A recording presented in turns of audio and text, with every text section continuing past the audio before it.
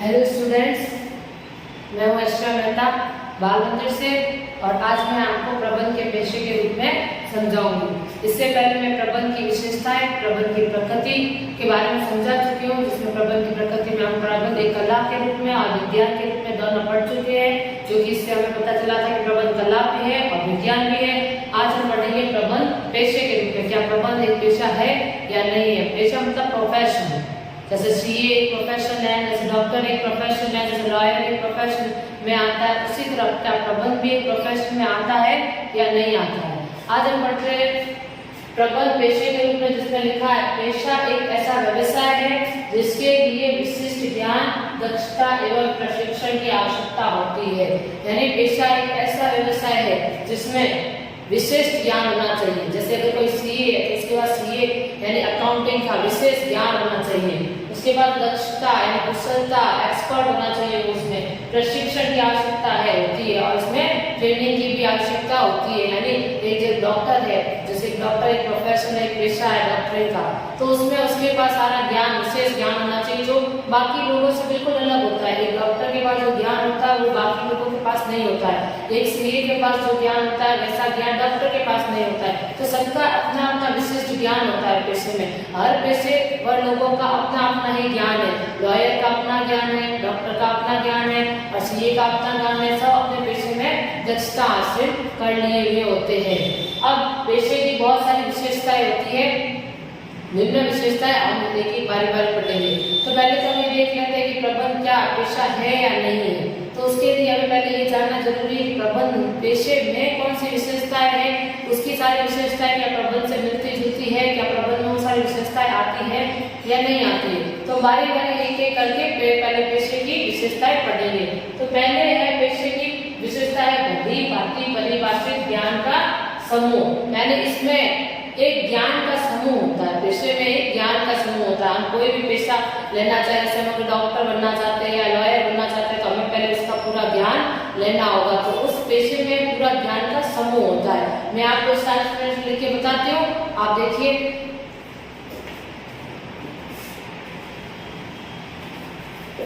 तो यहाँ पर लिखा हुआ है सभी पेशे ज्ञान के समूह पर आधारित होते हैं, विशिष्ट शाखा के रूप में, और इस ज्ञान के शिक्षा को अर्जित किया जा सकता है, जिसके लिए संस्थाएं भी है। कहने का मतलब ये है कि सभी पेशे एक ज्ञान का समूह है। यानी सभी पेशों में ज्ञान अति आवश्यक है। अगर हम उस चीज में एक्सपर्ट नहीं है या उस चीज का ज्ञान नहीं है जिसका हमने प्रोफेशन कर रहे हैं, जिसकी हम सेवा दे रहे हैं, अगर ज्ञान नहीं है तो हम काम नहीं कर पाएंगे। अगर हम डॉक्टर है और हमें डॉक्टरी का ज्ञान ही नहीं है, हमें पता ही नहीं पेशेंट का इलाज कैसे करना है, ठीक उनको कैसे करना है, ऑपरेशन कैसे करते हैं, तो हम उसको प्रोफेशन में आगे नहीं बढ़ सकते।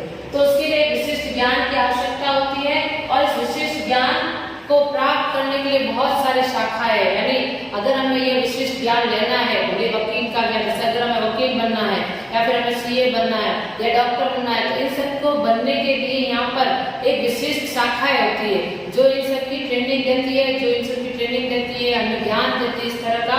और इस ज्ञान को शिक्षा के रूप में अर्जित किया जा सकता है। इस ज्ञान को हम शिक्षा के रूप में प्राप्त कर दक्षता हासिल कर सकते हैं। जैसे सीए के लिए ICAI जैसे इंस्टीट्यूट बने हुए, डॉक्टरी के लिए मेडिकल कॉलेजेस बने हुए, इंजीनियरिंग के लिए इंजीनियरिंग कॉलेज है। हम ऐसी संस्थाओं में जाकर ये शिक्षा अर्जित कर सकते हैं। और जिसके लिए संस्थाएं भी है, यानी ऐसी संस्थाएं बनी हुई है जहाँ पर ज्ञान हासिल कर सकते हैं या अर्जित कर सकते हैं। तो पेशा क्या है? एक परिभाषित ज्ञान का समूह। यानी इसमें ज्ञान होना चाहिए और ज्ञान का एक समूह ही होता है पेशा, जिसमें हमें सबसे पहले किसी भी प्रोफेशन में जाने से पहले ज्ञान अर्जित करना जरूरी है और अति आवश्यक है।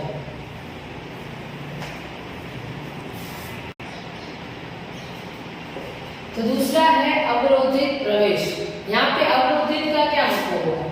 अवरोधित का मतलब है रोकथाम। अवरोधित का क्या मतलब है? रोकथाम। अवरोधित का मतलब है रोकथाम, यानी प्रवेश पर रोकथाम। हम कोई भी जाकर डॉक्टर नहीं बन सकता, कोई भी जाकर वकील नहीं बन सकता जब तक उसके पास कोई डिग्री ना हो। बिना डिग्री के हम प्रवेश नहीं कर सकते किसी भी प्रोफेशन में। वो जैसे पेशे में प्रवेश के लिए परीक्षा अथवा शैक्षणिक योग्यता आवश्यक होती है। यानी अगर किसी भी पेशे में हम प्रवेश करना चाहते हैं तो उसमें शैक्षणिक योग्यता अति आवश्यक है और परीक्षा देना भी बेहद जरूरी है। जैसे डॉक्टर के लिए एमबीबीएस की डिग्री होनी जरूरी है, सीए के लिए आईसीआई के द्वारा परीक्षा देना जरूरी है, लॉयर के लिए एलएलबी की डिग्री जरूरी है, उसके बाद ये किसी प्रोफेशन में जा सकते हैं। तो एक पेशे में डिग्री अति आवश्यक होती है। इसके बिना किसी भी पेशे में प्रवेश नहीं किया जा सकता। जैसे डॉक्टर बनने के लिए एमबीबीएस डिग्री और वकील बनने के लिए एलएलबी और भी बहुत सारे ऐसे प्रोफेशन होते हैं जिसमें डिग्री आवश्यक होती है। तो ये है पेशे। अब मैं यहाँ पे ये नहीं बता रहा कि प्रबंध, अब हम कंपेयर करें प्रबंध को पेशे से, तो आपको पता चलेगा कि प्रबंध में डिग्री की आवश्यकता इतनी नहीं होती जितनी कि इनमें होती है।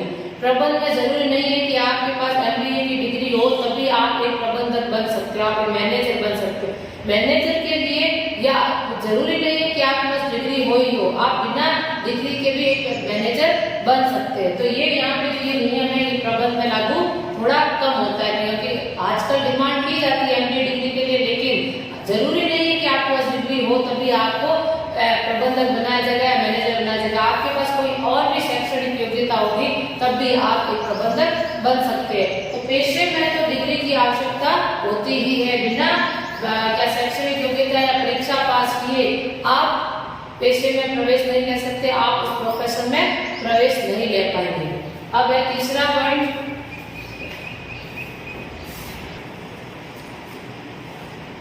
तो तीसरा है पेशागत परिषद। पेशागत परिषद क्या होता है? पेशागत परिषद यानी परिषद यानी कोई सभा, कोई संस्था जिसे कहते हैं, उस पेशे की संस्था जिसमें हम प्रवेश करना चाहते हैं। तो हर पेशे की एक संस्था होती है जहाँ पे उनके नियम, उनके कानून बनाए जाते हैं जिसको एक कोई भी प्रोफेशन वाला फॉलो करेगा। फॉर एग्जाम्पल देखिए, जैसे क्या कहते हैं, मैंने एग्जाम्पल दिया सीए की डिग्री का। अगर हमें सीए की डिग्री प्राप्त करनी है और हम सीए बन भी चुके हैं, तो उस सीए बनने के बाद जो नियम लागू होंगे या उससे रिलेटेड जो भी नियम होंगे, डिग्री प्राप्त करते समय जो नियम होंगे, परीक्षा के जो नियम होंगे, कोर्स क्या रहेगा, सिलेबस क्या रहेगा, इसको लेकर जो भी बातें रहेगी, जो भी चीजें रहेगी, तो उसको डिसाइड करने के लिए एक संस्था होती है। जैसे सीए की जो भी डिग्री से जुड़े हुए जो भी बातें हैं, या परीक्षाओं सीए की परीक्षाओं से जुड़ी हुई जो भी बातें हैं, या उसके बाद सीए कैसे काम करेगा, किस तरह से वर्क कर सकता है, उससे जुड़ी हुई बातें आईसीआई के द्वारा बनाई जाती है, या नियम बनाए जाते हैं और लागू कराए जाते हैं। जैसे लॉयर में तो वकील के लिए भी वकील किस तरह से काम करेगा, वो किस तरह की सेवा उसको देनी चाहिए, वगैरह वगैरह करके भी इनकी संस्था बनी हुई है। उसके हिसाब से वो उनके सदस्य बनते हैं और उन सबके ऊपर नियम लागू होते हैं। डॉक्टर के लिए भी एक अलग से संस्था बनी हुई है, जो संस्था या कोई सभा बनी हुई है जो सारे डॉक्टर पर जो नियम है वो लागू करवाती है, वो किस तरह से चलेंगे। जैसे आप बैंकों को देख लो, सारी बैंकें रिजर्व बैंक के अनुसार चलती है, सारे नियम रिजर्व बैंक बनाती है और बाकी सारी बैंकें उस नियमों को फॉलो करती है। तो उसी तरह से अगर हम किसी पेशे में जाते हैं, किसी भी पेशे में ले लो, जैसे मैंने एग्जाम्पल ये कह दिया, तो किसी भी पेशे में आप जाओ तो हर पेशे की एक संस्था, एक सभा बनी हुई होगी, वो उस पेशे के नियम बनाती है, कुछ सिद्धांत बनाती है, कुछ नियम बनाती है, तरीके बताती है किस तरह काम करना है। तो हमें उस तरह एक प्रोफेशन में आए हुए इंसान को या उसी तरह काम करना होगा। अब इसमें लिखा है सभी पेशे किसी न किसी परिषद, सभा या संस्था से जुड़े हुए होते हैं जो पेशे में प्रवेश करने के लिए प्रमाण पत्र जारी करते हैं। अब मैंने आपको सेकंड पॉइंट में बताया था कि डिग्री की आवश्यकता होती है, तो डिग्री की तो आवश्यकता है, लेकिन डिग्री देगा कौन, प्रमाण पत्र जारी कौन करेगा? तो ये सभा ही है जो प्रमाण पत्र जारी करती है, हमें सर्टिफिकेट देती है कि अब आप एक सीए हो, या फिर सर्टिफिकेट देती है कि आप एक डॉक्टर हो, या आप एक लॉयर हो, या आप एक इंजीनियर हो। इस तरह की सभाएं जो होती है सर्टिफिकेट जारी करती है। तो हर प्रोफेशन की अलग अलग सभाएं होती है और अलग अलग सभाएं अपने प्रोफेशन या अपने पेशे वाले लोगों को जो भी है डिग्री या प्रमाण पत्र जारी करती है ताकि वो आगे जाकर काम कर सके। उससे जुड़े हुए नियम बनाते हैं एवं लागू करते हैं, जो भी नियम है उससे जुड़े हुए बनाते हैं और लागू करते हैं। जैसे डॉक्टरिंग में आपके पास अगर डिग्री ना हो तो लोग आप पर कैसे भरोसा करेंगे कि आप एक अच्छे डॉक्टर हो या ना भी हो। कोई लोग फेक डिग्री लेके बैठे होते हैं, जो डॉक्टर नहीं होते फिर भी फेक डिग्री के साथ लोगों का ट्रीटमेंट करते हैं, जो कि गलत होता है। तो इस तरह से एक जो संस्था के द्वारा जो डिग्री दी जाती है वो पूरी प्रमाणित डिग्री होती है, उसको देखते हुए हमें उनके पास इलाज करवाना चाहिए, हमें उनके पास जाना चाहिए ताकि हमारे साथ कोई धोखा ना हो सके। तो इस तरह से जो सभाएं होती है यह नियम कानून बनाती है और उन सदस्यों के ऊपर वो नियम कानून बाध्य हो जाते हैं जो भी इस प्रोफेशन में आए हैं या उस पेशे में आए हैं। ठीक है, तो अब आपको मैं अगला चौथा पॉइंट समझाऊंगी। यहाँ पेशेगत परिषद यानी सभा ही होता है या कोई संस्था ही होता है।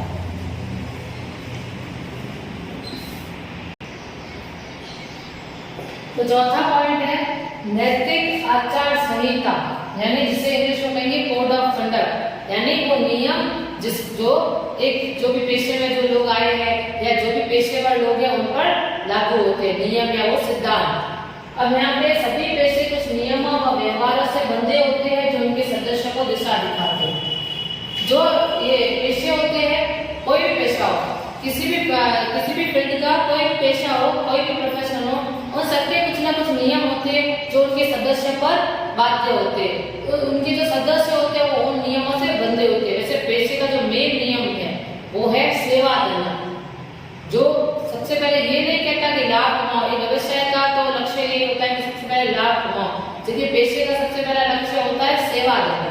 तो इस तरह से नियम और व्यवहार से बंधे होते हैं जो उनके सदस्यों को दिशा देते हैं। जैसे डॉक्टर अपने पेशे में प्रवेश करते हैं तो अपना काम ईमानदारी है नैतिकपूर्ण कार्य की शपथ लेते हैं। जब कोई डॉक्टर है, जब वो डॉक्टर बन जाता है, कोई नॉर्मल पर्सन है या कोई व्यक्ति है जब वो MBBS की डिग्री हासिल कर लेता है या वो डॉक्टर बन जाता है, तो ये शपथ लेता है कि वो अपना काम ईमानदारी से करेगा या नैतिकपूर्ण कार्य करेगा, यानी कोई भी गलत कार्य नहीं करेगा। सबसे पहले वो पेशेंट को देखेगा, उनकी देखरेख करेगा, लाभ कमाने के लालच में उनके साथ कुछ भी गलत नहीं करेगा, ईमानदारी रखेगा। ऐसी शपथ डॉक्टर के द्वारा ली जाती है। और अलग अलग तरह के जो प्रोफेशन होते हैं सब में कोई ना कोई जो नियम होते हैं, कोई आचार संहिता होती है, रूल्स होते हैं, व्यवहार होते हैं जिससे वो लोग बंधे हुए होते हैं। और मेन उद्देश्य इनका वही होता है कि सेवा दे और किसी के साथ गलत ना करे, ईमानदारी से कार्य करे और जो नियम बने हैं उनसे हटकर गलत कार्य ना करे। सही कार्य तो कर सकते हैं लेकिन कोई गलत कार्य नहीं कर सकते। तो यहाँ पे नैतिक आचार संहिता होती है, ऐसे कोड ऑफ कंडक्ट जो समाज के लिए सही होते हैं और वो उन सदस्यों पर लागू होते हैं, ताकि अगर सदस्य उन नियमों से या व्यवहार से हटकर कोई गलत कार्य करते हैं तो उनकी वो सदस्यता छिन जाती है और उनकी डिग्री भी छिन जाती है। जैसे मान लो कोई डॉक्टर है जिसने पैसा कमाने के लिए पेशेंट के साथ बुरा व्यवहार किया है, उसका इलाज ठीक से नहीं किया या ज्यादा पैसे लूट लिए, तो उस समय उस डॉक्टर की सदस्यता छिन जाती है, उसकी डिग्री छिन जाती है, उसका लाइसेंस निलंबित भी हो सकता है। तो इस तरह से ये आचार संहिताओं के जो नियम है, जो आचार संहिता वो मानना बेहद एक पेशे में जरूरी हो जाता है। और इसमें उनके सदस्य को दिशा भी देते हैं, यानी उनको बताते भी कि उनको काम किस तरह से करना है, उनको कहाँ किस तरफ कौन सी दिशा में जाना है, इस तरह से उन्हें समझाया जाता है। इस कोड ऑफ कंडक्ट में, इस आचार संहिता जो नैतिक आचार संहिता में, नैतिक आचार संहिता का मतलब ये है कि ऐसे नियम जो समाज के लिए सही हो और जिसके हिसाब से ही चला जाना चाहिए।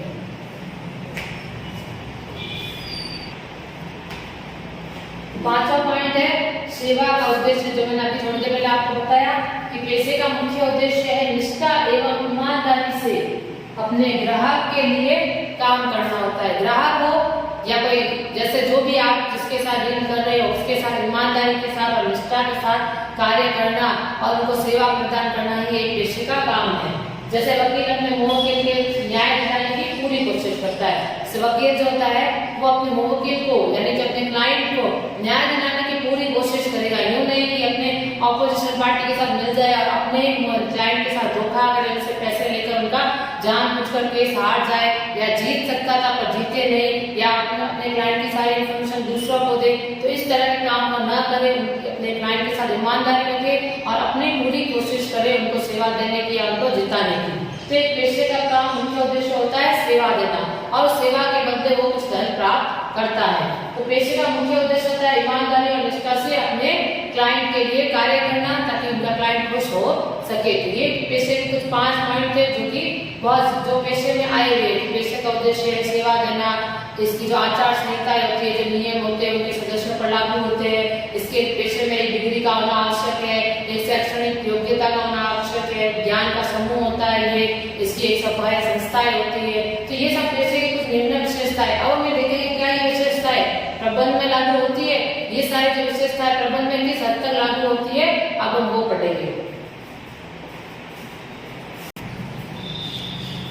प्रबंध में पेशे की कुछ विशेषताएं। अब हम देख रहे हैं कि प्रबंध में पेशे की कौन कौन सी विशेषताएं है। तो देखते हैं जब प्रबंध ज्ञान की विशिष्ट शाखा के रूप में विकसित हो चुका है। यहाँ कहने का मतलब है विशिष्ट शाखा के रूप में। अब जो प्रबंध है उसकी एक विशेष शाखा बन चुकी है और इसको प्राप्त करने के लिए बहुत सी संस्थाएं भी है। यानी अब प्रबंध जो है, पहले प्रबंध इतना विकसित नहीं था, नहीं इसकी कोई शाखा थी। प्रबंध करना जो एक मैनेजर की नियुक्ति करना भी आवश्यक नहीं था। व्यवसाय में जिसमें मालिक होता था, जो स्वामी है वो या दूसरे कर्मचारी है, वही मैनेज का काम कर लेते थे, मैनेजमेंट कर लेते थे। इसके लिए कुछ और मैनेजर को नियुक्त नहीं किया जाता था। आज के जमाने में यह शाखा बहुत विशेष शाखा के रूप में विकसित हो गई, विशेष शाखा के रूप में एक नई ब्रांच के रूप में नजर आया है। और अब इस ज्ञान को प्राप्त करने के लिए बहुत सारी संस्थाएं हैं, संस्थाओं का नाम आपने भी सुने होंगे। इसके लिए बहुत सारी डिग्रियां भी है, जैसे एमबीए की डिग्री वगैरह करके डिग्रियां भी आती है, आईआईएम करके कॉलेजेस भी है जहाँ पे हम डिग्री प्राप्त करने के लिए जा सकते हैं। तो ये थोड़ा पेशे के जैसा ही है, क्योंकि इसमें विशेष शाखा, क्योंकि इसके पास भी ये भी संस्था है, यहाँ पे भी संस्था ज्ञान प्राप्त करने के लिए हम जा सकते हैं। तो यह थोड़ा थोड़ा इसमें पेशे का रूप दिख रहा है प्रबंध में, क्योंकि यह एक ज्ञान के रूप में है और जिसको प्राप्त करने के लिए हम शाखाएं या संस्थाएं ज्वाइन कर सकते हैं। लेकिन हम दूसरा देखें, किसी भी व्यवसायिक इकाई में किसी भी व्यक्ति को प्रबंधक मनोनीत अथवा नियुक्त किया जा सकता है। यानी किसी भी व्यवसायिक इकाई, यानी कोई भी बिजनेस, ये व्यवसायिक इकाई का मतलब है कोई भी बिजनेस, तो कोई भी बिजनेस किसी भी व्यक्ति को प्रबंधक मनोनीत यानी नियुक्त अथवा नियुक्त किया जा सकता है। यानी जरूर नहीं है कि मैनेजर जो है उसके पास एमबीए की डिग्री हो ही हो, कोई भी किसी भी योग्यता वाला इंसान एक प्रबंधक बन सकता है। अभी यहाँ पे अभी जो हमारे देश में या विश्व में ऐसे नियम लागू नहीं किए जहाँ पे एक प्रबंधक को एक डिग्री की आवश्यकता हो ही हो, वो किसी भी फील्ड से आकर प्रबंधक बन सकता है। इसके लिए शैक्षणिक योग्यता की आवश्यकता नहीं है। यानी एक पर्टिकुलर जो योग्यता होती है, जो शैक्षणिक योग्यता होती है, जैसे डॉक्टर में एमबीबीएस की डिग्री का होना आवश्यक है, जैसे सीए में आईसीआई के द्वारा जो प्राप्त प्रमाण पत्र जो जारी होता है वो होना आवश्यक है, जैसे वकील में एलएलबी की डिग्री होना आवश्यक है। उसके बिना वो अपना प्रोफेशन आगे बढ़ा ही नहीं सकते, वो आगे काम कर ही नहीं सकते। इंजीनियरिंग में इंजीनियरिंग का सर्टिफिकेट होना चाहिए, वरना वो आगे काम नहीं कर सकते। लेकिन ऐसा प्रबंधक में नहीं है। कोई भी मैनेजर जो है बन सकता है किसी भी व्यवसाय में बिना डिग्री को प्राप्त किए भी। यह आवश्यकता होती है, लेकिन जरूरत या जरूरी नहीं है। आजकल की जो संस्थाएं हैं, आज के जो बड़े बड़े व्यवसाय है, वो इस डिग्री को मानते हैं और ऐसे मैनेजर नियुक्त करना चाहते हैं जिनके पास इस तरह की योग्यता हो, यानी प्रबंधक या प्रबंध से जुड़ी हुई जो योग्यता है, जो एमबीए डिग्री जैसी योग्यता उनके पास हो, ऐसे लोगों को नियुक्त करना चाहते हैं जो ऐसे मैनेजमेंट कोर्स करके आए हुए हो। लेकिन जरूरी नहीं है कि वो सिर्फ उन्हीं को नियुक्त करे, वो चाहे तो दूसरे लोगों को भी नियुक्त कर सकते हैं। ठीक है, अब आगे के पॉइंट पढ़ेंगे।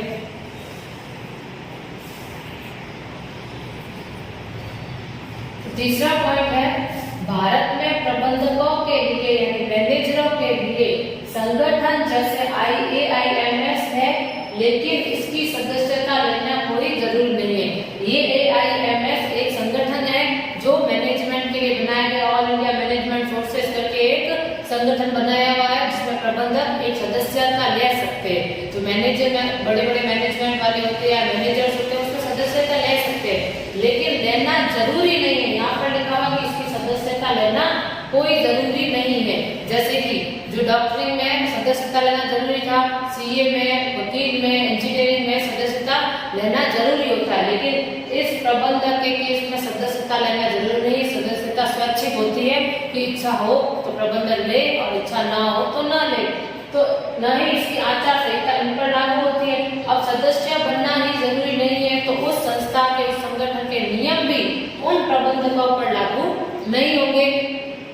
उनकी जो आचार संहिता है, उनके नियम है, वो उनके लिए वो बाध्य भी नहीं होंगे, क्योंकि यह सदस्यता स्वैच्छिक है, तो यह नियम भी उन पर लागू नहीं होंगे। अगर सदस्यता लेते हैं तभी वो नियम उन पर लागू होंगे, अगर सदस्यता नहीं ली तो नियम भी लागू नहीं होंगे। तो इस तरह से भारत में प्रबंधकों के लिए संगठन तो बने हुए, लेकिन अभी भारत में प्रबंधकों की इसमें सदस्यता लेना जरूरी नहीं है। लेकिन भविष्य में ऐसा हो सकता है कि सारे मैनेजर्स को उसमें सदस्यता लेना जरूरी हो, और जो इसकी आचार संहिता या कोड ऑफ कंडक्ट या जो नियम है वो प्रबंधक जगहों पर लागू हो। ऐसा भविष्य में हो सकता है लेकिन भारत में अभी तक ऐसा हुआ नहीं है।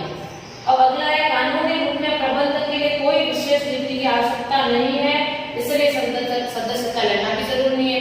कानूनी रूप से प्रबंधक मैनेजर के पास डिग्री होना आवश्यक नहीं है। पिछले पॉइंट में जैसे मैंने आपको बताया कि कोई भी व्यक्ति प्रबंधक बन सकता है, उसके लिए उसको विशेष योग्यता की आवश्यकता नहीं, किसी भी योग्यता का प्रबंधक बन सकता है। तो इसके लिए अगर कानूनी रूप में कोई विशेष डिग्री की आवश्यकता ही नहीं है तो इसलिए उसके उस संगठन से सदस्यता लेना भी जरूरी नहीं है। उस मैनेजमेंट जो AIMS जैसे बहुत सारी संस्थाएं हैं या संगठन होंगे उनसे सदस्यता लेना भी जरूरी नहीं है। जैसे कि एक डॉक्टर, एक इंजीनियर, एक CA, एक वकील के लिए जरूरी होती है, ऐसी सदस्यता लेना जरूरी है। जो डॉक्टर की जो सदस्यता होती है वो कानूनी रूप में जरूरी होती है, कानूनी रूप से इनके पास डिग्री होनी चाहिए और इनके पास सदस्यता भी होनी चाहिए। लेकिन ऐसी सदस्यता प्रबंधक के लिए जरूरी नहीं है क्योंकि इसके लिए डिग्री ही जरूरी नहीं है।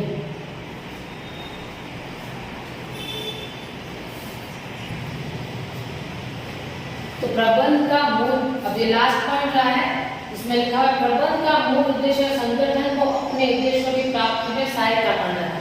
प्रबंधक या जो प्रबंध का मेन उद्देश्य होता है तो जिस संगठन में कार्य कर रहा है उस उद्देश्यों की प्राप्ति करने में सहायता करेगा, उस उद्देश्य को प्राप्त करने में सहयोग देगा। अब चाहे लाभ कमाना हो या सेवा देना, उस संगठन का जो भी कार्य होगा या जो भी लक्ष्य होगा, लाभ कमाने का लक्ष्य तो लाभ कमाने में सहायता करेगा और सेवा देने का लक्ष्य होगा तो सेवा देने में सहायता करेगा। मतलब एक संगठन का जो भी लक्ष्य है उसको प्राप्त करने में एक प्रबंध पूरा सहयोग देगा। यही इसका एक मेन उद्देश्य, मेन काम होता है। लेकिन सेवा की प्रवृत्ति प्रत्येक पेशे के लिए आवश्यक है। लेकिन जैसे हमने पेशे के पॉइंट्स पढ़े थे तो उसमें सेवा का उद्देश्य मेन था। तो सेवा की जो प्रवृत्ति यानी सेवा देने का प्रत्येक पेशे के लिए आवश्यक है, यानी प्रत्येक पेशे का मुख्य उद्देश्य तो सेवा देना होता है। लेकिन पालन करना या न करना एक देश की सामाजिक एवं नैतिक व्यवस्था पर निर्भर करता है। लेकिन अब इस चीज का पालन करना कि सेवा ही दे, पेशे का मुख्य उद्देश्य सेवा देना है, उसकी यही प्रवृत्ति है तो हर पेशा सबसे पहले सेवा के बारे में सोचे। तो यह डिपेंड करता है उस देश की व्यवस्था पर कि उस देश की कैसी व्यवस्था है, कैसे नियम है। जहाँ पर अभी आप देखोगे तो जहाँ पर भी प्रोफेशन या पेशे वाले लोग होते हैं, जो भी प्रोफेशन में वो सबसे पहले लाभ कमाने के बारे में ही सोचते हैं। सेवा के बारे में आज की दुनिया में लोग बाद में सोचते हैं, पहले ये सोचते हैं कि अपना लाभ कैसे कमाए, अपना ज्यादा से ज्यादा धन कैसे कमाया जा सके, ऐसा सब सोचते हैं। लेकिन ऐसा सोचना नहीं चाहिए, उन्हें सबसे पहले सेवा के बारे में ही सोचना चाहिए। लेकिन यह जो प्रवृत्ति है ये डिपेंड करती है कि देश की सामाजिक एवं उनकी नैतिक व्यवस्था कैसी है या देश के नियम कैसे, उस पर डिपेंड करती है। लेकिन फिर भी किसी भी पेशे का ये गर्व है कि वो सबसे पहले सेवा देने के बारे में सोचे और एक प्रबंधक को भी सबसे पहले सेवा के बारे में ही सोचना चाहिए। अब अतः यह निष्कर्ष निकलता है कि प्रबंधक कुछ विशेषताओं के आधार पर पेशा मान सकते हैं। इस पेशे को स्थापित पेशे की श्रेणी में रखकर अग्रसित की श्रेणी में रखा गया है। यानी यह निष्कर्ष निकलता है कि प्रबंध को कुछ विशेषताओं के आधार पर, यानी कुछ विशेषताएं जो पेशे की थी वो प्रबंध में मैच होती है, तो कुछ विशेषताएं के आधार पर हम पेशे और प्रबंध को एक मान सकते हैं, प्रबंध को हम पेशा मान सकते हैं। लेकिन कुछ के आधार पर नहीं, जैसे जो डिग्री के आधार पर देखा जाए जिसमें पेशे में तो डिग्री आवश्यक है प्रवेश करने के लिए, पेशे में प्रवेश करने के लिए डिग्री अति आवश्यक होती है, लेकिन ऐसा प्रबंध में नहीं है। तो कुछ को छोड़कर, कुछ विशेषताओं को छोड़कर बाकी कुछ विशेषताओं को देखें तो एक पेशा भी एक प्रबंध है। इसलिए पेशे को जो है स्थापित पेशे की श्रेणी में नहीं रखा गया है। स्थापित पेशे का मतलब अभी पूरा पेशा नहीं माना गया है, लेकिन उसको मानने के लिए उसकी और अग्रसित है, यानी अब ये पेशा विकसित हो रहा है। आगे जाकर इस जो ये प्रबंधन के लिए भी, जो प्रबंध के लिए भी डिग्री की आवश्यकता होगी, हो सकता है आगे जाकर ये भी कानूनी रूप से सदस्यता लेनी पड़े। तो इस तरह से एक अग्रसर है, यानी विकसित होता जा रहा है। इसलिए इसको स्थापित पेशा यानी अभी पूरा पेशा ना मानकर इसको विकसित पेशे के रूप में लिया जा रहा है। प्रबंध है तो पेशा ही, लेकिन पूरा पेशा जैसे डॉक्टर का जैसे पेशा होता है, वकील का जैसे पेशा होता है, वैसा ना मानकर विकसित पेशे के रूप में लिया जा रहा है। उसकी और अग्रसर यानी उसकी पेशे की तरफ, अग्रसर की तरफ मानकर ये माना जा रहा है कि भविष्य में पेशा एक स्थापित पेशा बन सकता है। यानी अभी प्रबंधक को पेशा माना है, लेकिन स्थापित पेशा या पूरा पेशा नहीं माना है। जैसे विज्ञान को शुद्ध विज्ञान नहीं माना है, उसी तरह पेशे को भी स्थापित पेशे की श्रेणी में न रखकर अग्र श्रेणी यानी विकसित श्रेणी में रखा गया है, लेकिन भविष्य में यह पेशा भी विकसित हो जाएगा। जैसे कि आज की दुनिया जिस तरह से आगे बढ़ रही है, उस हिसाब से एक दिन ये पेशा पूरा पेशा प्रबंध ही बन जाए, प्रबंध पेशे के रूप में ही विकसित पूरा का पूरा हो जाएगा और इसमें भी पूरे नियम लागू होंगे। ठीक है, तो आज के वीडियो में मैंने आपको पेशे प्रबंध के पेशे के रूप में पूरा समझाया है। आई होप आप लोगों को सब समझ में आया होगा। बाकी के आगे के लेक्चर हम अगली वीडियो में कंटिन्यू करेंगे।